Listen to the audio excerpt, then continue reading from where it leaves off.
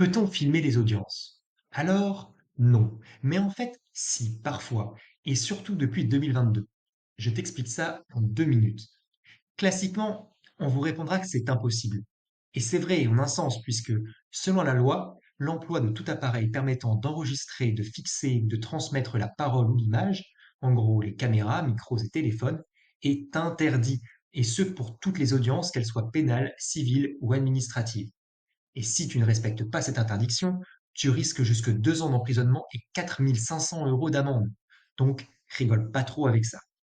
Pour cette raison, jusque très récemment, c'était impossible de visionner un procès français depuis son canapé. Sauf de très rares exceptions historiques, comme le procès Barbie ou encore celui des attentats de Charlie Hebdo. Depuis le 2 avril 2022, il est possible de demander au ministère de la Justice une autorisation de tournage. Toutes les audiences sont concernées.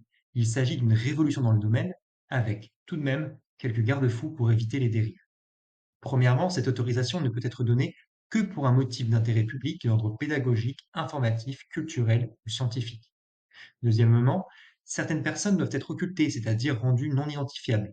Il s'agit des mineurs, majeurs protégés, et des personnes qui n'ont pas consenti à la diffusion. Il y a également occultation de toutes les personnes au bout d'un certain temps pour garantir le droit à l'oubli. Troisièmement, la diffusion n'est possible que lorsque l'affaire a été définitivement jugée, ce qui peut prendre du temps, notamment dans le cas d'un appel. Par exception, les audiences publiques du Conseil d'État et de la Cour de cassation peuvent être diffusées le jour même. Si ça t'intéresse, tu trouveras un lien en description.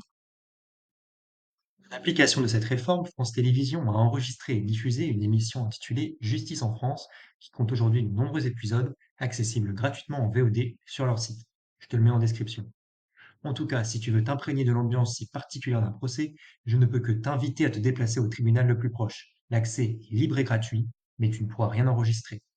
N'hésite pas à laisser un commentaire si tu as besoin d'une précision ou si un autre sujet autour de la procédure t'intéresse. En tout cas, niveau enregistrement et diffusion des audiences, maintenant, tu t'y retrouveras.